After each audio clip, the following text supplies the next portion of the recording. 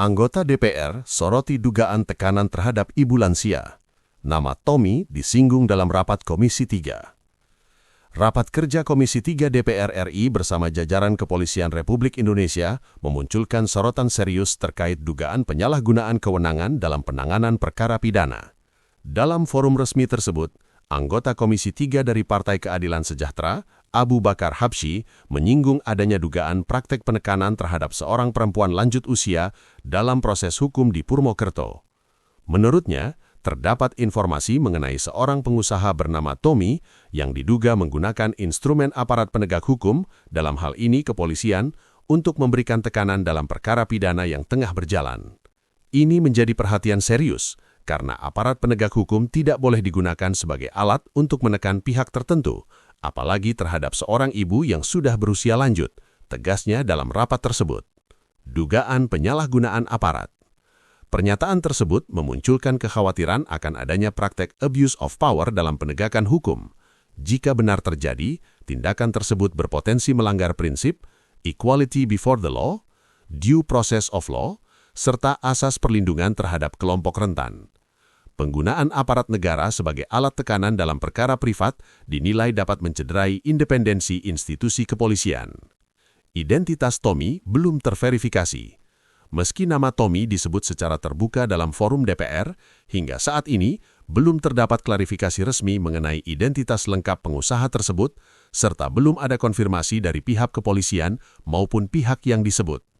Dengan demikian, informasi tersebut masih berada pada tahap dugaan yang perlu diverifikasi lebih lanjut. DPR minta penelusuran. Komisi 3 DPR RI mendorong agar dilakukan penelusuran internal oleh institusi Polri, serta memastikan tidak ada penyalahgunaan kewenangan dalam setiap proses penegakan hukum. Langkah ini dinilai penting untuk menjaga kepercayaan publik terhadap institusi penegak hukum. Catatan redaksi. Kasus ini menjadi pengingat bahwa relasi antara kekuatan ekonomi dan aparat penegak hukum harus tetap berada dalam koridor hukum, serta perlindungan terhadap warga negara, khususnya kelompok rentan, harus menjadi prioritas utama. Narasumber, mengutip dari Tribun News dan Komisi 3 DPR RI, Abu Bakar Al-Habsyi. Bismillahirrahmanirrahim. Assalamualaikum warahmatullahi wabarakatuh.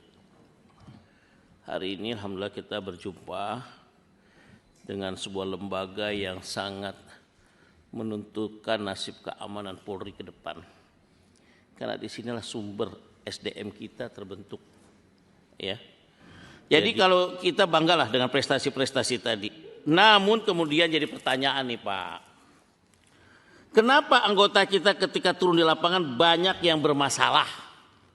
Ini penting nih, perhatikan. Ya. Misalkan saja tahun kemarin total perkara pelanggaran kode etik dan disiplin plus minus 9.817. Ya. Kasus nggak kecil loh itu. Yang tentunya bukan semuanya lulusan Akpol pastinya, ya toh. Tapi kan di Lemdiklat bicaranya dari secara keseluruhan ya kan. Pintar, alat utama, apa semua dan sebagainya. Ya. Dan kalau bisa kalau kita masukin anak sekolah kasihlah Pak. Jangan dikit-dikit kasih 15 kayak per orang. Kita kan juga perlu punya anak adik asuh ya.